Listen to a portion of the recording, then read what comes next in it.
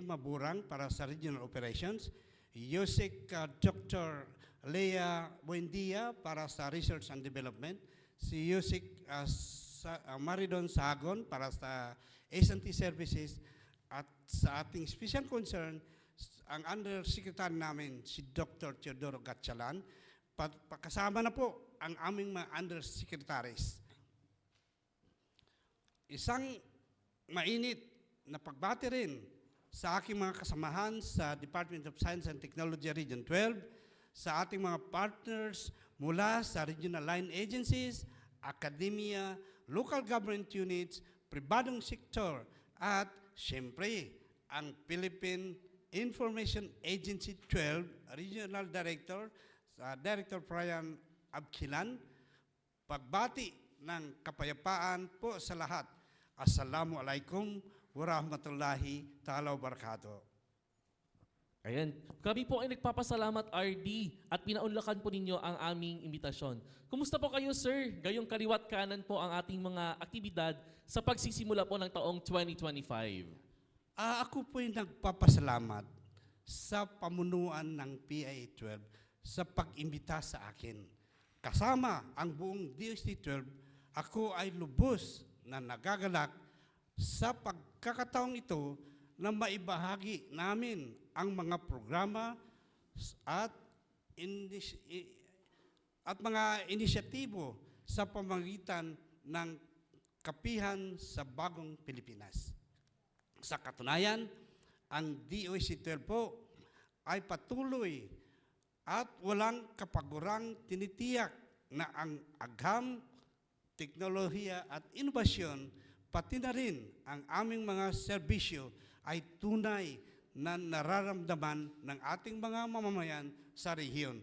Simula po lamang ng taong 2025, hindi na nagpaawat ang ahensya sa pag-implementa ng mga S&T interventions at development initiatives sa Soc-Sargent region at maging sa mga komunidad na nangangailangan ng ating interventions. Isa na rito ang aming patuloy na pakikipagtulungan sa Office of the Presidential Advisors on Peace, Reconciliation and Unity or OPAPRO, pati na rin ang tuloy-tuloy na pagpapatupad ng aming mga flagship programs gaya po ng Small Enterprise Technology Upgrading Program or SETUP at ang Community Empowerment through Science and Technology or CEST.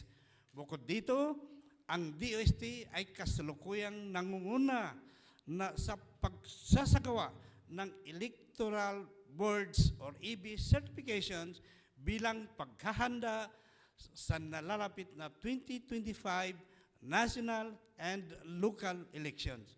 Ngayon linggo rin, in coordination with the DOST National Academy of Science and Technology Philippines or NASPIL, ay magkakaroon kami ng sunod-sunod na research and development related activities na dadaluhan ng ating mga regional researchers mula sa national government or NGS, local government units, academia, food and agricultural sector at mga pribadong institutions. Ang ating mga resource persons para sa mga aktibidad na ito ay walang iba kundi ang ating mga national scientists, academicians, at outstanding young scientists. I believe, isa-isahin natin ang lahat na ito mamaya. Okay, RD, maraming salamat po. At sa ating pagsisimula, sir, atin pong alamin kung ano nga ba itong Department of Science and Technology. So para po sa kaalaman ng ordinaryong Juan de la Cruz, ano po ba ang mandato ng inyong opisina? Sa ilalim ng aming mandato na nakasaad sa Executive Order 128, ang Department of Science and Technology ay may tungkuling magbigay ng sintrong direksyon, pamumuno at koordinasyon para sa gawaing pang-agham at pang-teknolohiya. Layunin din nito tiyakin na ang mga resulta ng mga inisyatibong ito ay nakatuon at nagagamit sa mga larangan may pinakamataas na benepisyo pang-ekonomiya at panlipunan para sa mamamayan.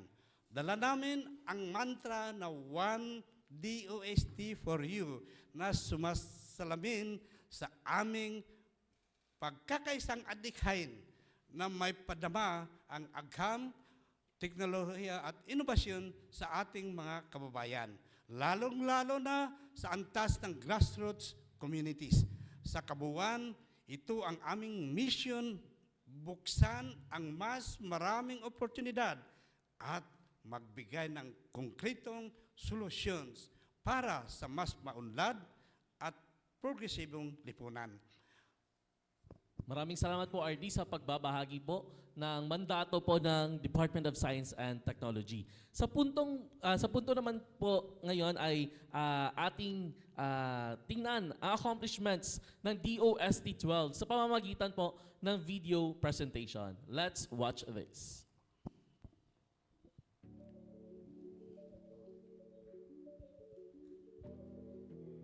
In the heart of Mindanao, the Department of Science and Technology Regional Office Number 12, or DOST-12, is making strides toward building a future of innovation, progress, and sustainable growth. Under the mandate of Executive Order Number 128, DOST-12 plays a key role in driving scientific and technological development in the Sac-Sargent region, focusing on enhancing economic growth and improving community welfare. Industrial growth is deeply intertwined with technological advancement. That's why DOST-12 is committed to developing infrastructure, building institutions, advancing manpower, and fostering a culture of science and technology in the region. In 2024, DOST-12 made a significant leap toward regional development by aligning the regional R&D agenda with the national objectives. One of the key milestones was the launch of the Sac-Sargent Regional Development and Innovation Research Agenda for 2023 to 2028, a comprehensive compendium of research proposals and funding opportunities aimed at fostering collaboration among research institutions, universities, and individual researchers, translating innovative ideas into tangible solutions. DOST-12's efforts extend beyond research and development. Through initiatives like the Small Enterprise Technology Upgrading Program, or SETUP, DOST has empowered local micro, small, and medium enterprises, or MSMEs, to thrive. In 2024 alone, DOST funded 23 new projects across diverse sectors such as food processing, gifts and handicrafts, ICT, metals and engineering, and aquaculture.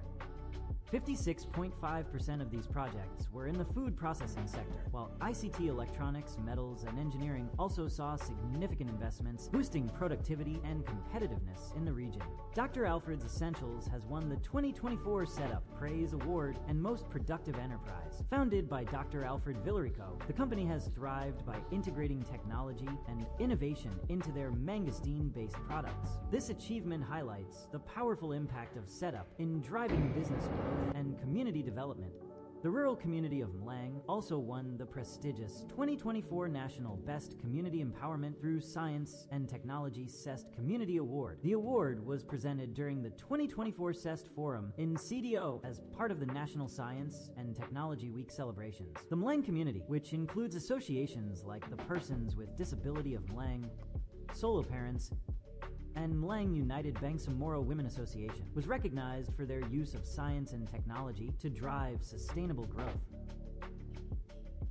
On October 2nd, 2024, over 1,000 attendees from across the country gathered at the KCC Convention Center in General Santos City for the official launch of the 2024 Handa Pilipinas Mindanao Leg, Innovations in Climate and Disaster Resilience Nationwide Exposition. This marks the largest DOST-led initiative focused on disaster risk reduction and management in the Philippines. The event's core goal is to empower local communities with science-based tools for disaster preparedness and mitigation, strengthening national resilience. A key moment was the ceremonial turnover of the 2023 Walk the Fault event report and the DOST Red Book to local government units, reinforcing ongoing preparedness efforts. The event also marked the signing of a historic memorandum of agreement between DOST and APAPRO, focusing on peace and resilience building in Mindanao. The day concluded with an exhibition showcasing cutting-edge disaster resilience technology technologies developed by DOST and partners.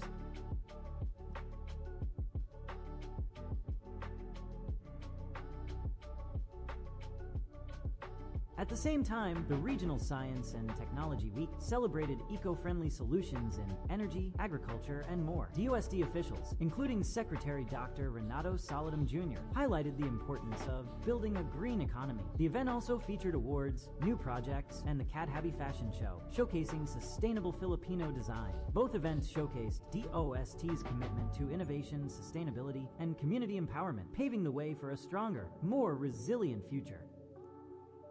On October 18, 2024, Mindanao made history with an attempt to set a Guinness World Record for the most people planting bamboo simultaneously, led by DOST-12 and Kilembai Plantation Corporation, highlighted bamboo's role in climate resilience and sustainability.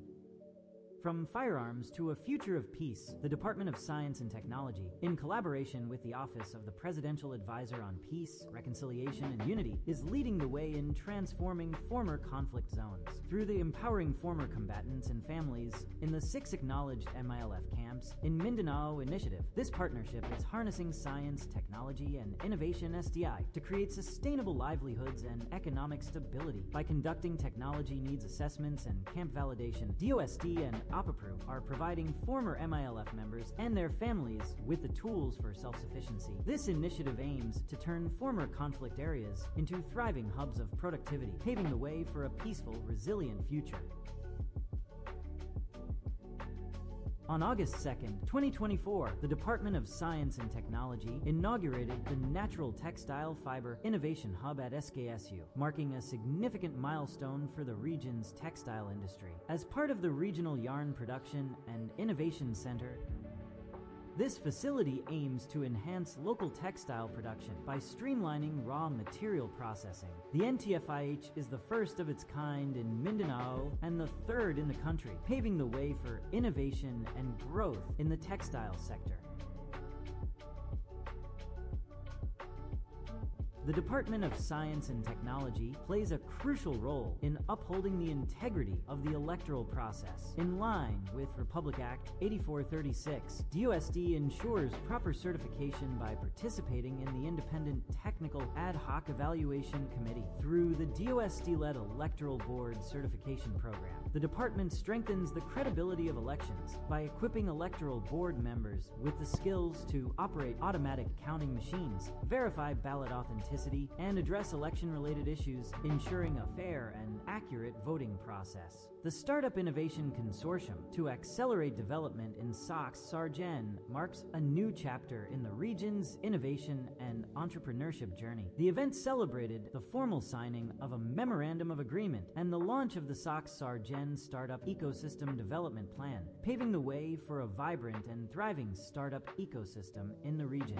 In addition to its flagship programs, DOST continues to support regional development through initiatives like iStart, which uses science, technology, and innovation to accelerate growth in local communities. The iForward PH program helps returning Filipinos and OFWs start sustainable businesses in the country, providing training, mentoring, and technical support.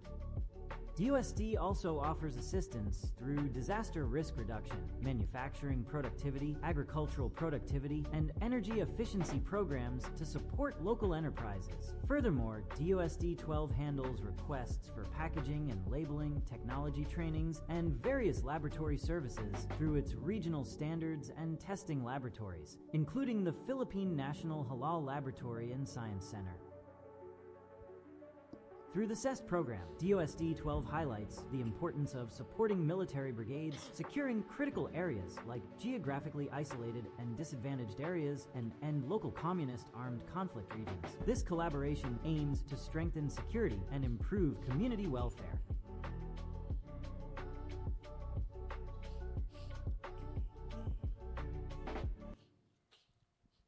Congratulations po, RD Sami, at sa mga kawani ng DOST SOX-Sargen sa inyong mga nagawa.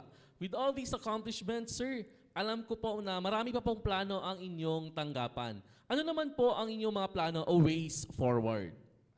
Habang patuloy nating pinapalakas ang agham, teknolohiya at inobasyon sa SOX-Sargen, kinakailangan nating higit pang pagtutuunan ng pansin ang makabagong kolaboratibo at impact-driven na mga inisyatiba upang matiyak ang mas inklusibo, matatag, at sustainable na pag-unlad ng rehiyon. Narito ang mga magiging direksyon sa mga susunod na taon. Una, mas pinalakas na teknolohiya at inobasyon para sa mas matatag na ekonomiya. Ano ba ang gawin dito? Isa is papadakasin ng DOST-12 ang suporta sa mga micro, small, and medium enterprises or MSMEs, startups, at rural industries sa pamamagitan ng makabagong teknolohiya, digital transformation, at mga R&D-driven solutions upang mapatatag ang kanilang competitiveness at sustainability. Sa katunayan, mula noong 2021 hanggang 2024, naitala natin ang 103 benepisyaryo ng ating flagship program na Small Enterprise Technology Upgrading Program or SETUP. Sa ilalim ng programang ito, nagbibigay tayo ng tulong pinansyal at technical sa mga micro, small, and medium enterprises upang mapalago ang kanilang mga negosyo, mapataas ang produksyon, at mapalawak ang kanilang merkado gamit ang agham teknolohiya at inobasyon. Gawin din nating papalawakin pa, papatatagin natin ang Technology Business Incubator or TBI program upang higit pang mapalakas ang inobasyon ecosystem sa region. Mahalaga ang papel ng TBI sa paglinang ng makabagong teknolohiya at pagsuporta sa mga startup at MSMEs sa kanilang paglago. Mayroon na tayong consortium para sa startup ecosystems development sa rehiyon na binuo ng 46 ahensya at institution mula sa iba't ibang sektor. Kabilang sa consortium na ito ang 6 na technology business incubators mula sa Sultan Kudarat State University or SKSU, University of Southern Mindanao or USM sa Kabakan, at ang Mindanao State University or MSU sa General Santos City, Department of Agriculture, at ang Mabuhay IT Park. Sa unang taon pa lamang ng Startup Innovation Consortium to accelerate development in Soc-Sargent, marami na tayong naisakatuparang kabilang na ang pagpapalakas ng partnership, mentoring programs, at pagsuporta sa mga startup upang mas mapabilis ang pagbuo at pag-angat ng kanilang mga produkto at technology sa market. Kasama po ang paigtingin ang paggamit ng mga innovation centers at palawakin ang matibay na ugnayan sa DOST attached agencies, local government units, academe, at iba pang local partners upang mapabilis ang technological na pagsulong at industrial na pagbabago. Pangalawa, mas matibay at sustainable na Soc-Sargent. Ano po ito? Palawakin at lalo pa nating pag-ibayuhin ang climate and disaster resilient efforts at community empowerment initiatives upang mapatatag ang kakayahan ng Soc-Sargent sa pagharap sa mga hamon ng climate change at kalamidad. Isang malaking karangalan para sa DOST-12 na mapili bilang pangunahing tagapagtupad ng Handa Pilipinas Mindanao Lake noong nakaraang taon na nagpatibay sa ating papel sa pagpapalakas ng kahandaan sa sakuna sa rehiyon. Ang 2024 Handa Pilipinas Innovations in Climate and Disaster Resilience Nationwide Exposition ay matagumpay na isinagawa noong October 2 to 4, 2024 sa KCC General Santos City bilang pinakamalaking disaster risk reduction and management initiative na pinanguna ng DOST sa buong bansa. Gayon nitong palakasin ang kahandaan sa sakuna at pagtugon sa climate risk sa pamamagitan ng pagsasama ng makabagong teknolohiya at inobasyon. Malawak ang naging epektong ng event na ito na nakapagtala ng 3,887 on-site participants at umabot sa 200,717 online viewers. Tampok sa exposition ang iba't ibang state-of-the-art technologies at innovation sa disaster preparedness, kung saan kinilala ang mahalagang kontribusyon ng mga Pilipinong scientista at DOST experts. Nagkaroon din ng malawakang Memorandum of Agreement or Understanding or MOU signing between DOST and Region 12 local government units that marked the formalization of the partnership agreement for sustaining disaster resilience through science, technology, and innovation. Isusulong din natin ang mas epektibong value chain development sa agrikultura at iba pang industriya sa pamamagitan ng paggamit ng advanced technologies, smart farming techniques, at digital solution para mapahusay ang produksyon at kita ng mga sektor na ito. Paigtingin din natin ang pagpapatupad ng green at circular economy upang makamit ang isang mas matatag, environment-friendly at sustainable na Soc-Sargent region. Malaki na ang ating maging kontribusyon sa adhikaing ito. Isang patunay nito ay ang ating tagumpay kasama ang kawayanihan partners sa pag-abot ng Guinness World Record para sa most number of people planting bamboo simultaneously.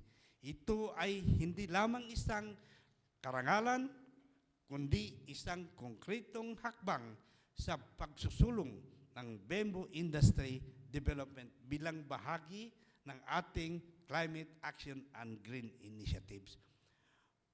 Pangatlo ay ang pagpapalakas ng research, development, and innovation ecosystem para sa evidence-based decision-making.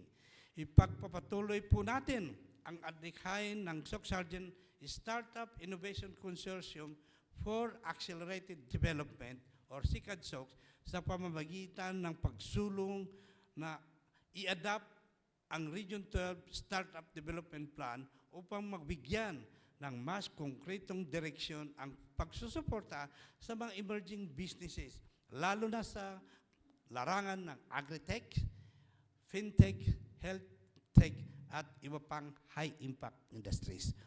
Palawakin din natin ang pananalisik at innovation partnership sa pamamagitan ng pagbibigay ng mas pinagting na suporta sa Regional Research, Development, and Innovation Committee or RDC 12. Ito po ay subcommittee ng RDC 12 at mga DOST-led consortia. Hindi ligid sa kalaman na natin ng mga partners na mayroon na tayong iba't ibang aktibong research and development consortia sa Soc-Sargent. Mayroon tayong una, consortium para sa industry, energy, at emerging technology R&D. Pangalawa, yung consortium para sa agriculture, aquaculture, and natural resources, research and development. At mayroon din tayong consortium para sa health research and development. Maglulunsad din tayo ng mas maraming high-level capacity building programs, trainings, at mentorship initiatives, pati na ang mga science engagement initiative upang mapalakas ang human capital sa larangan ng science, technology, and innovation. At para mahikayat ang mas maraming kabataan at profesional na pumasok sa larangan ng STEM at gumawa at maglathala ng mga research na nagbibigay solutions sa mga problema ng ating reyon. Isa po talaga ito sa pinagtutuunan ng pansin ngayon ng S&T Talent Development. Sa pamamagitan ng mga hakbang na ito at iba pa, we hope na mas mapalawak pa natin ang benepisyong bigay ng agham at teknolohiya. Ayan, so talagang handa na po ang DOST Region 12 para po sa mga programa and mga innovations po para po sa mga taga Region 12. And of course, handang-handa na rin ang mga mamamayan dito sa Region 12 para po sa mga gagawing mga programa ng inyong opisina. Excited po kami, RD, sa inyong mga plano at gagawin pa sa mga susunod na buwan at taon. At upang mabigyan tayo ng dagdag na impormasyon hinggil sa operasyon ng DOST-12, may ilang katanungan po tayo dito, sir. So unang tanong po, nabanggit po ninyo na may partnership po kayo with the OPAPRO. So maaari niyo po ba itong ibahagi sa ating mga tagapanood? Nagsimula po ang makahulugang pakipag-ugnayan ng DOST sa Office of the Presidential Advisor on Peace, Reconciliation and Unity or OPAPRO noong Marso 2024 sa pamamagitan ng pagbisita po ni Presidential Advisor Cesar P. Llano na kumakatawan kay OPAPRO Secretary Carlito G. Galvez sa DOST-12. Sa nasabing pagpupulong, tinalakay po namin kung papaano maaring makatulong ang DOST sa pagpapatupad ng Camp Transformation Initiatives sa 6 na tinalagang kampo ng Moro Islamic Liberation Front or MLF sa Mindanao. Bilang bahagi ng patuloy na pagsisikap na mapalakas ang kapayapaan, kaunlaran at inklusibong pag-unlad sa rehiyon. Bilang konkretong hakbang sa naturang inisyatiba, isinagawa noong October 2024 ang Memorandum of Agreement or MOA signing sa pagitan ng DOST at OPAPRO. Kasabay po ito ng 2024 Handa Pilipinas Mindanao League.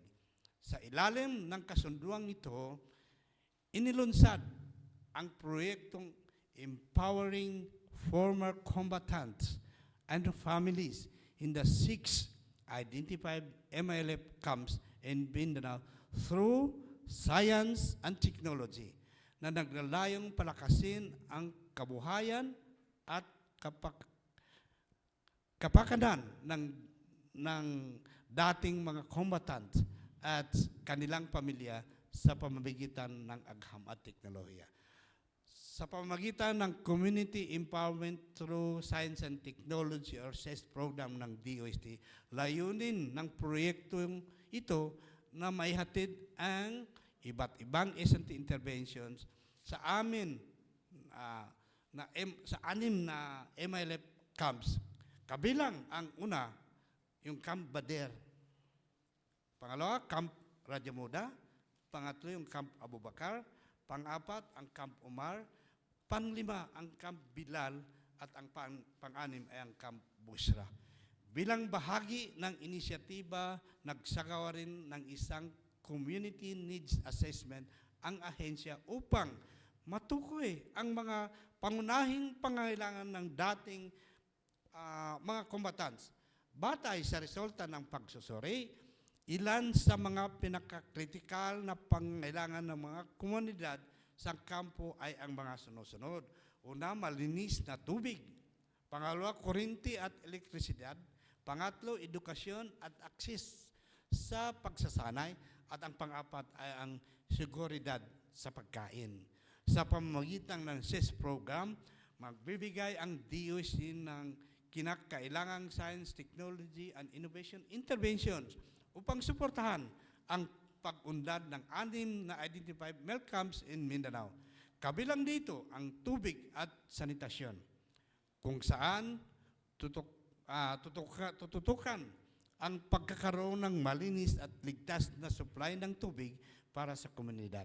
Sa larangan ng agriculture, sa aquaculture, sa agroforestry development, isusulong natin ang paggamit ng sustainable farming at fisheries technologies upang mapalakas ang seguridad sa pagkain.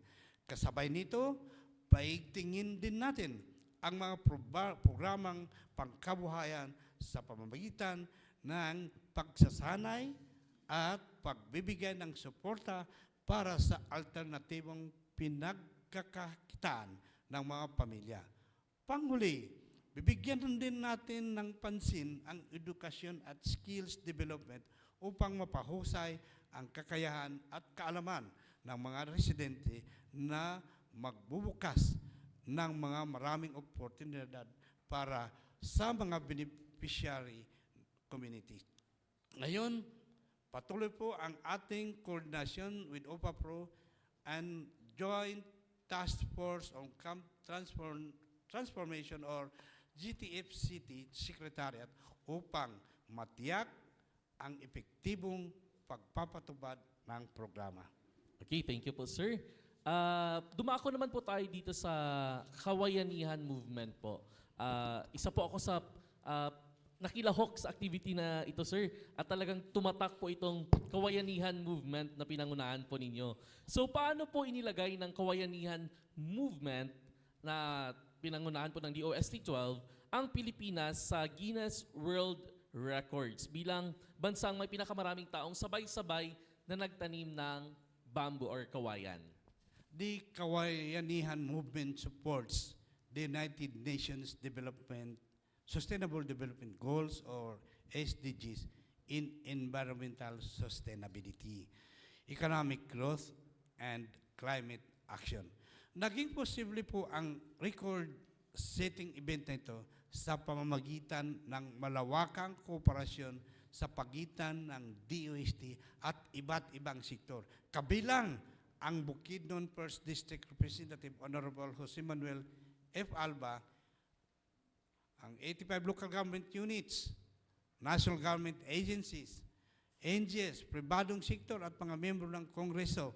Kasama na dito mga congressman natin sa North Cotabato, sila Congressman Rudy, Congressman Samantha, doon sa District 1, yes, kasama rin, pati si Governor Lala, very support, at saka ang local government ng Carmen. Sa panguna ng DOST, ang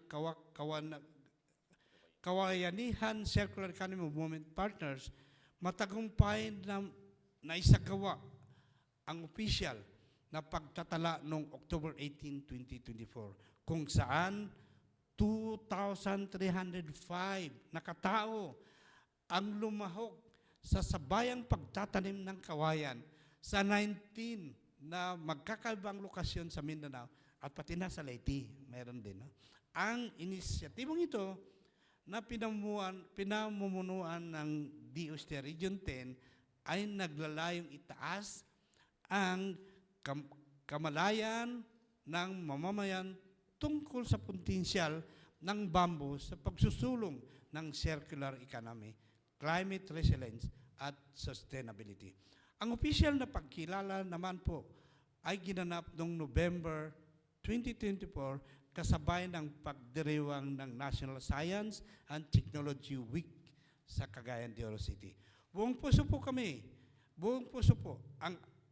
ang pagpasalamat ng DOST family sa mga suporta at patuloy na sumusuporta sa Kawayanihan Movement bilang mahalagang hakbang sa pagpapalakas ng green economy at circular economy sa bansa.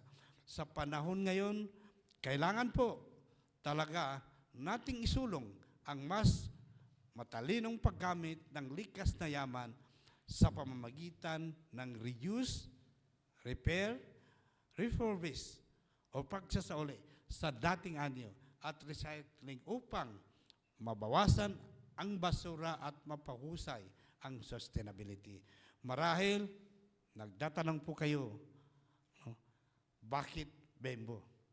Ang bamboo po ay mabilis lumago at lubos na mapapakinabangan, likas na yaman na may mahalagang papel sa economic sustainability.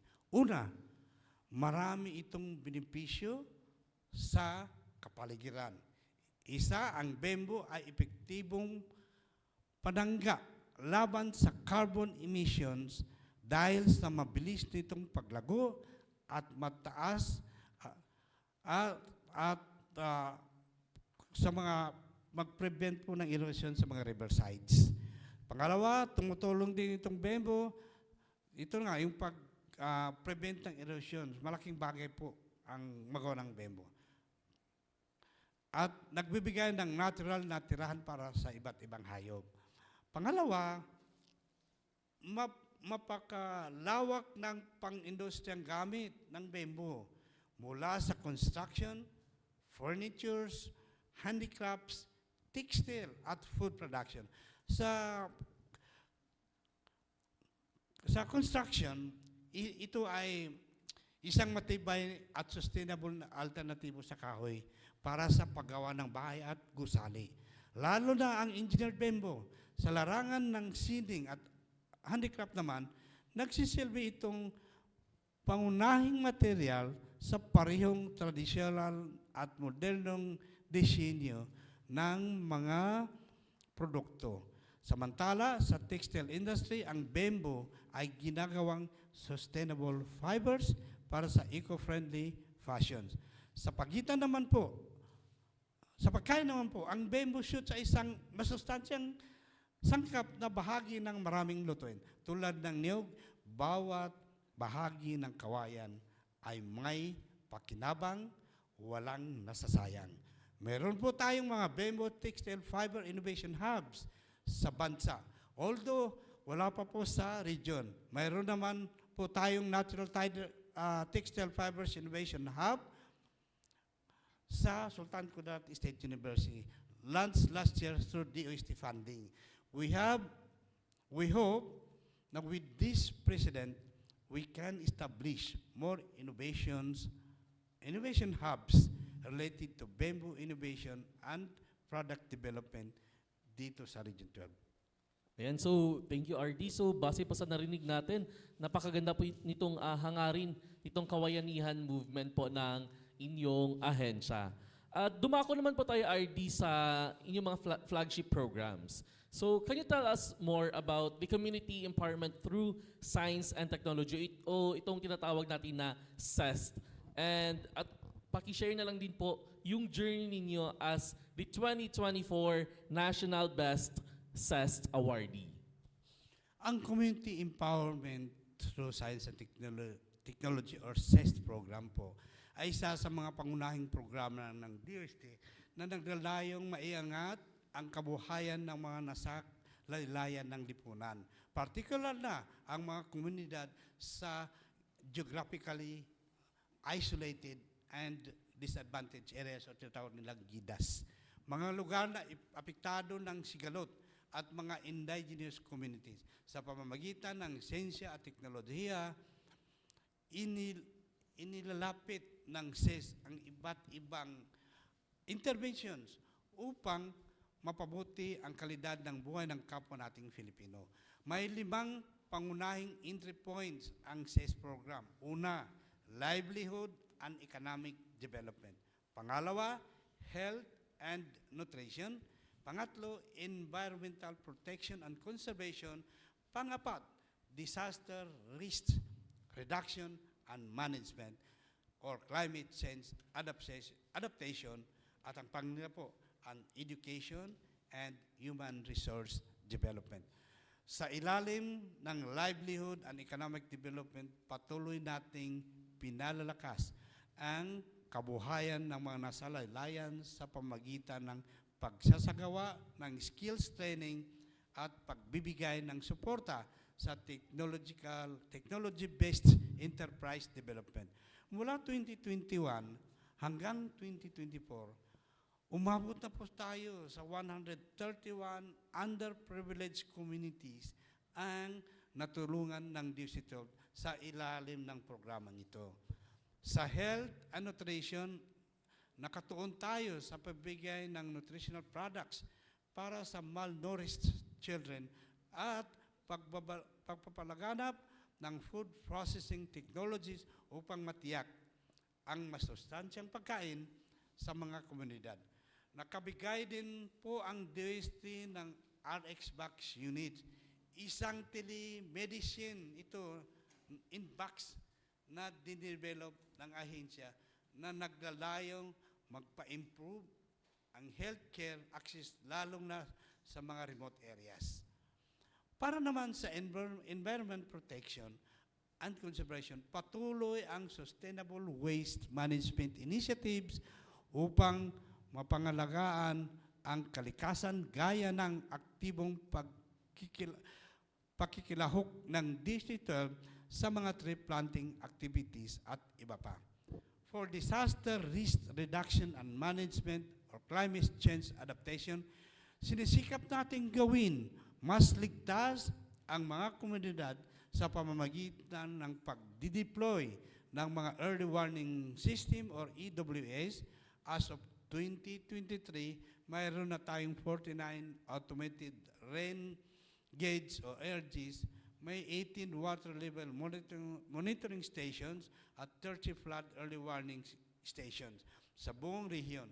We are also continuously promoting resilient and sustainable livelihood options tulad ng pagbibigay ng solar-powered deep well water system para sa Kablacan Winds sa Sarangani at ang STI assistance para sa women's group ng Tacloban City sa pag-recycle ng waste materials into GDH.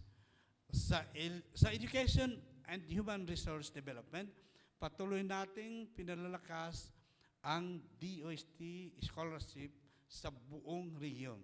Isa rin sa mahalagang inisyatibo natin sa ilalim ng SES ang pamahagi ng Starbucks or Science and Technology Academic and Research-Based Openly Operated Kiosk. Ito po ay library in the box upang mapalakas ang access sa impormasyon at education ng mga kabataan kahit walang internet sa lugar. As of 2023, mayroon na po tayong 613 Starbucks units ang na-install sa buong District 12, ng buong District 12 sa region. Ang maaari pong mag-apply for SES assistance ay mga registered organizations, federations, and cooperatives, local government units, state universities and colleges, higher education institute, at non-government organizations. Ang pondong ipinagkaloob po sa ilalim ng SES program ay nagkakalaga ng 100,000 hanggang 1 million. Depende po yan sa pangailangan ng komunidad at sa clown ng proyekto. For CY 2024, matagumpay po na naipatupad ng District 12 ang SIS assistance, may kabuang halaga po na 20.3 billion sa 28 communities sa rehiyon. Kinilala din last year bilang National Best SES Awardee ang komunidad sa bayan ng Blanco, Cotabato dahil sa matagumpay nitong pagpapatupad ng SES programs sa pakipagtulungan ng local government, pamahalaan ng Blanc, North Cotabato at sa advice o magandang direction po naming provincial office ng North Cotabato. Mayroong 5 community beneficiaries sa Blanc. Kabilang na ang PWD or Persons with Disability o Blanc Association, New Rizal Social Action Farmers Association, Barangay Dunguan Community, Mlang United Bangsamoro Women Association, at Mlang United Solo Parents Association. Okay. So, pagkatapos natin na-i-discuss po, RD, yung tungkol sa SES, dumako naman po tayo dito sa isa pang flagship program ninyo. Ito pong tinatawag natin na setup or itong Small Enterprise Technology Upgrading Program. So, I know marami rin pong mga nakahanay ng mga activities and mga programs po under this flagship program po ninyo. So, maaari niyo po bang ibahagi, RD, ang objectives, eligibility criteria, at ang benefits na ino-offer po nito para sa mga MSMEs? Ang Small Enterprise Technology Upgrading Program o setup ay isang flagship program po ng DOST na naglalayong palakasin ang innovation system ng bansa sa pamamagitan ng pagbibigay ng tulong for technology upgrading and acquisition ng mga micro, small and medium enterprises or MSMEs. Sa pamamagitan ng setup, tinutulungan ang mga enterprises na mapaunlad ang kanilang efficiency, productivity, at kakayahang makipagsabayan sa local and global industries gamit ang mga technology-driven solutions. Nakatuon ito sa mga pangunahing industriya na nagpapalakas sa ekonomiya ng bansa, tulad ng food processing, furniture, regalo, dekorasyon, at handicraft, agriculture, marine, aquaculture, forestry at livelihood, metals and engineering, information and communication technology, health and wellness product, at saka ang halal production and services. At iba pang industry-specific na pamamagitan ng na pangangailangan ng mga dito sa region. Nagbibigay ang programa ng Technology Upgrading Assistance sa anyo ng Advanced Equipment Acquisition na may pundong mula 500,000 hanggang 5 billion na maaring bayaran sa loob ng hanggang 5 taon na may isang grace period at wala itong interest o collateral. Bukod sa tulong pinansyal, kabilang din sa setup ang komprehensibong suporta tulad ng pagkuha ng makabagong kagamitan, capacity building at technical training, consultancy at advisory services, product development, at standard compliance packaging at labeling at information systems integration upang mapahusay ang operation at paglago ng mga negosyo. In fact, this is a complete package of assistance. Yes, sa CY 2024, umabot sa 37,445,210 pesos ang naipagkaloob na setup assistance ng DOST-12 sa mga MSMEs or Micro, Small and Medium Enterprises sa SOC Sargent. Patunay dito ang tagumpay ng Dr. Alfred's Essentials Incorporated, isang setup cooperator mula sa DOST-12, ito from Kinapawan, North Cotabato, na kinilala bilang National Best Setup Praise 2024. Sila po yung awardee sa ginawa na National Science, Innovation and Technology Week sa Cagayan de Oro City. Sa pamamagitan ng setup, patuloy na isinisulong ng DOST-12 ang paggamit ng agham technology at innovation upang mapatatag ang mga lokal na negosyo at mapaunlad ang kanilang kakayahan makipagsabayan sa global market. Ayan, so talagang napakaraming accomplishments din po ang nagawa nitong setup na isa sa mga flagship programs po ng Department of Science and Technology. And RD, taon-taon po ay ginaganap ninyo ang Regional Science and Technology Week. Ngunit napag-alaman din namin na kayo po ang naging host ng 2024 edition ng Handa Pilipinas Mindanao. So RD, ano-ano po ba ang naging resulta ng nasabing aktibidad? Ang 2024 Handa Pilipinas Innovations in Climate and Disaster Relations Nationwide Exposition Mindanao Lake ay ginanap noong October 2 to 4, 2024. Dito po sa KCC ng General Santos City. Kasabay ng Regional Science and Technology Week po, doon din sa KCC, Convention Center, General Santos City, ay dinaluhan po ng 3,800 na kalahok at nakapagtala rin tayo ng 277 online viewers na nagpapatuloy sa lawak ng saklaw at epekto ng programa. Pinangunahan ni Honorable Secretary Dr. Renato Yusilidom Jr. ang pagbubukas ng Expo kasama ang iba pang mga opisyal ng gobyerno at katunayan at katuwang na ahensya. Isang sa mga tampok na bahagi ng event ay ang Memorandum of Agreement signing sa pagitan ng DOST at OPAPRO na naglalayong palakasin ang kabuhayan ng mga dating combatants communities sa pamagitan ng agham at teknolohiya. Ipinakita rin sa Expo ang mga makabagong inobasyon tulad ng Georest PH, yung REDAS, Hazard Hunter PH, at EWS-4.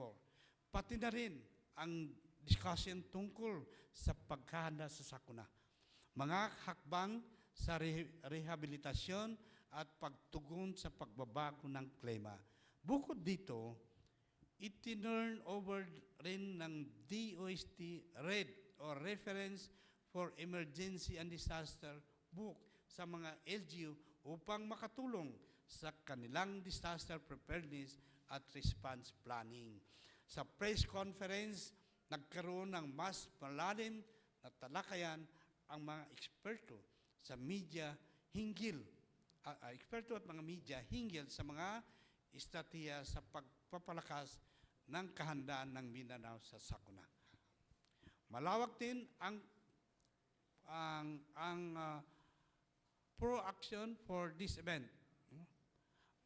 Nakapagsagawa tayo ng 6 na media o radio guesting, 30 social media promotions, at isang press con. Nakilahok din ang 34 local and national exhibitors na lumampas sa target natin na 30. Nagpakita rin ng mataas na interest ang mga LGUs at publiko kung saan 1,186 na opisyal mula sa LGU at DRRM offices ang bumisita sa mga exhibits.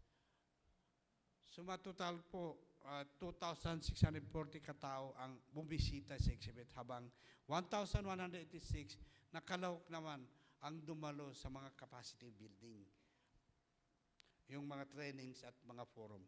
Malaki rin ang naging suporta ng media. 50 ang sumali sa press con at forums. Higit doble ng inaasahan. Dagdag po nito na isa katuparan na rin natin ang 30 capacity building activities or plenary session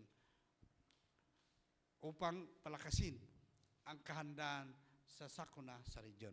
Sa session Enhancing Disaster Preparedness in Mindanao, tinalakay ang mga inisyatibo ng DOST para sa katatagan sa sakuna, kabilang ang mga makabagong teknolohiyang Georest, PBOX, Lava, SWEP, CMT, REDAS at Hazard Hunter Philippines na nagbibigay ng mas epektibong disaster risk assessment at response. Sa climate adaptation initiatives, itinampok ang mga advanced system tulad ng EWS-4 project, isang flood monitoring at warning system at e-salva system na nakatuon sa emergency response at evacuation planning. Ipinakita rin ang Plan SMART, isang disaster preparedness at contingency planning tool ito na tumutulong sa mas mahusay na paghahanda ng mga LGU laban sa panganib. Ang sesyong Innovating for Resilience ay nakatuon sa paggamit ng agham at teknolohiya upang mapalakas ang kahandaan ng mga komunidad. Kabilang dito, ang bamboo reforestation bilang estrahiya sa disaster risk reduction at pang-ekonomiyang pagunlad disaster preparedness training sa pamamagitan ng simulation exercises at mga inisyatibang pang DRRM na pinangunahan ng local government units. Tinalakay rin ang mga people-centered disaster response strategies ng Department of Social Welfare and Development or DSWD, pati na rin ang mga hakbang sa post-disaster rehabilitation at recovery na pinangunahan ng NEDA 12. Kasama rin dito ang kahalagaan ng agham at teknolohiya sa disaster mitigation, gayon din ang business at public continuity planning upang manatili ang katatagan ng teknolohiya or ang ekonomiya sa harap ng sakuna.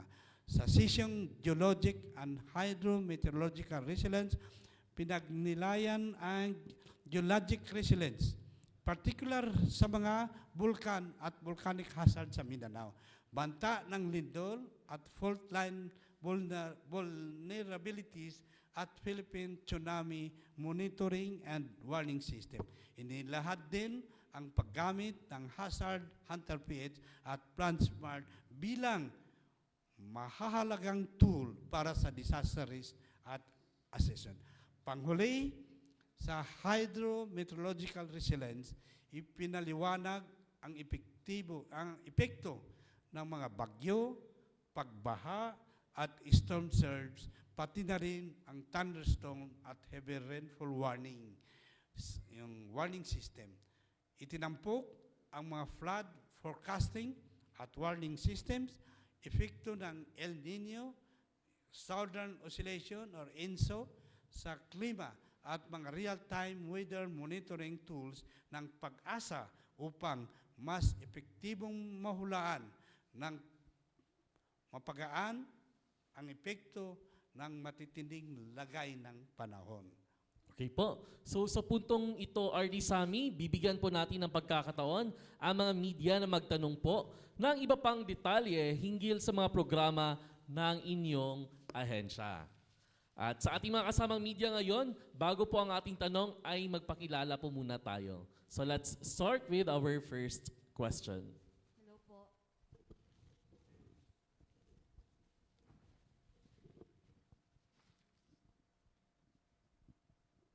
Good morning po. Krista De Diomos from 107.3 Rancho Lago, So maliban po sa SES at setup, may iba po po bang programa si DOST na maaaring makatulong sa ating MSMEs at komunidad?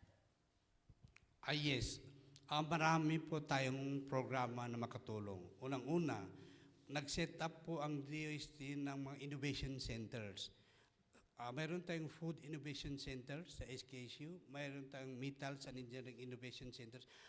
Ang purpose po nito ay magkakaroon tayo ng research and development, mga bagong ma-develop na technology para po ma-apply o ma-deploy natin sa mga MSMEs.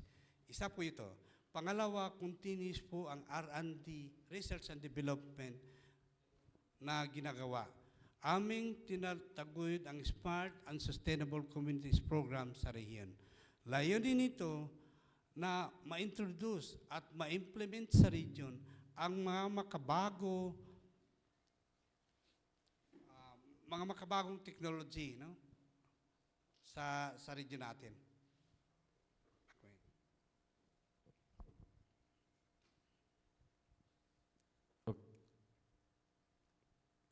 Okay po. Thank you, sir. Yes. Okay, so let's proceed to our second question. Sir, pwede madagdagan kasi meron Okay po. kami, May dadagdag lang. Yes, makatulong na malaki itong laboratories natin. Yung laboratory natin dito, kumpleto tayo. Una, meron tayong Pexico chemical para sa food and non-food. Mayroon tayong micro laboratories. Dito po at saka sa satellite lab namin sa Jensen. Ang purpose nito maging standardized po. And this is for customers protection. Magamit po ng ating mga MSMEs para ma-standardize ang project nila. Kasama po dito yung meteorology. Ang meteorology po yung science science for measurement. Kami po sa DOST ang nagkakandak ng mga validations, mga calibrations ng mga timbangan, mga volumetric, yung sa mga tracking facility na nagkakaol ng mga fuels natin, yung mga malalaki kami ang nakalibrate, mga depot ng mga gasoline stations, lahat-lahat po ito, nagkakalibrate ang DOST. At ang mahalaga dito, meron tayong halal laboratory dito na masisecure po ang product kung sinong gustong mag-enter into halal market, magagamit po ng MSMEs natin ito. Yun po ang purpose ng pag-establish ng laboratories na ito para sa ating mga micro, small, and medium enterprises at magagamit din sa mga research activities at iba pang mga activity related to science and technology. Okay, thank you, sir. Okay, this time proceed po tayo sa next question. Okay, sir, pakilala po tayo. Good morning, RD. RJ Magapian from 90.5 Good Vibes Radio, Coronadal. My question is, maaari niyo po ba kaming mabigyan ng update sa ginagawang RYPIC Cotabato? Yes, in fact, dito ang provincial director namin, si Dr. Michael Mayo.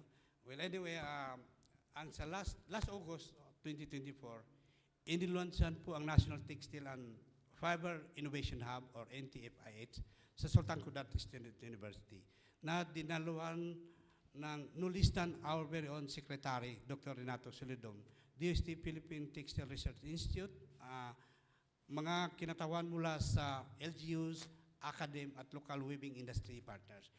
Ang NTFIH is a component part of the Regional Yarn Production and Innovation Center, Mindanao Project. Ang pangatlong RIPIC facility sa buong bansa, naglalayon ito na palakasin ang industriya ng tela sa Region 12. Lalo na napakalawak ng raw material source dito sa atin, region. Ang NTFIH po ang nagsisilbing pangunahing pasilidad para sa pagpuproseso ng hibla at tela bago ito ipapasa sa RIPIC para sa produksyon ng sinulid.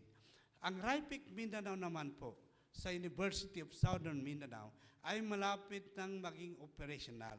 Kasalukuyang naghintay na lang ng delivery ng mga makina para sa dry run operations or procedures.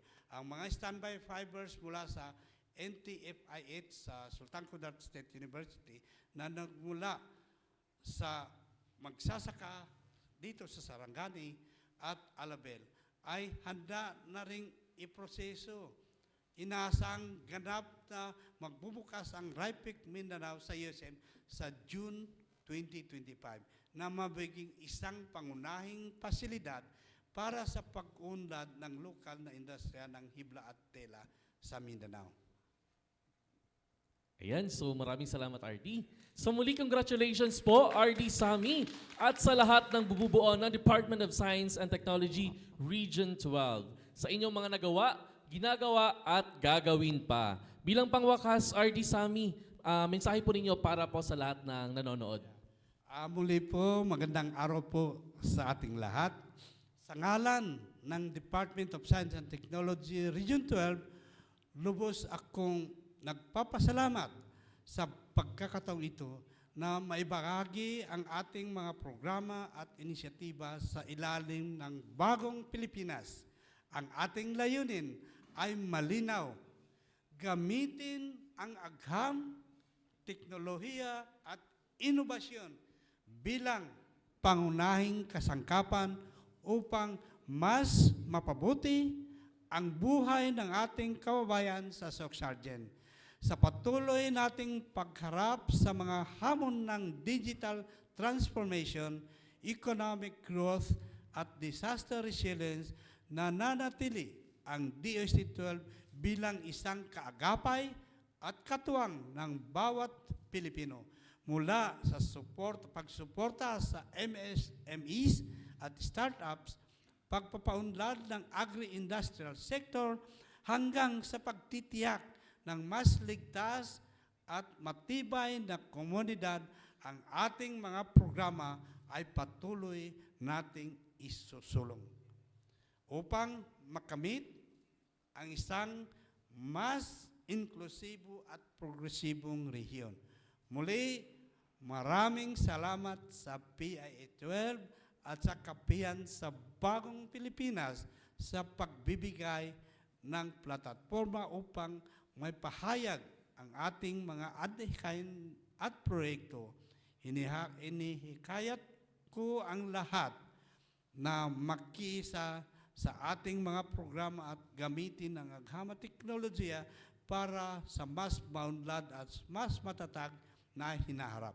Mabuhay ang agham at teknolohiya, mabuhay ang bagong Pilipinas.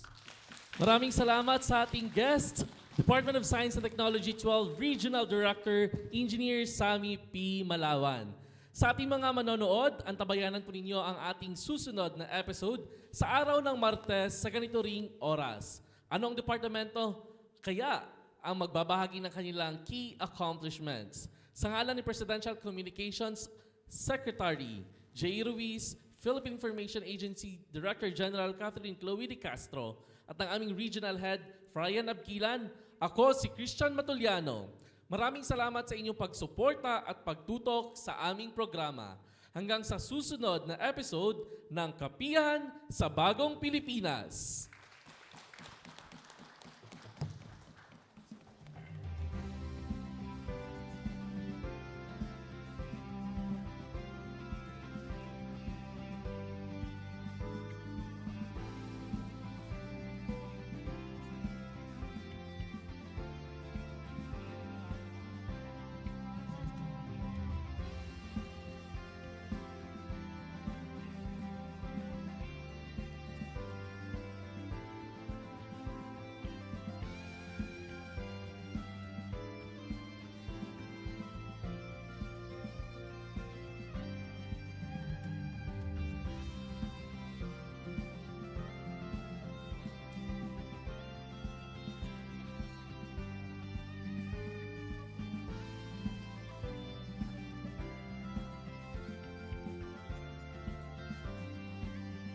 Ito ang Kapihan sa Bagong Pilipinas.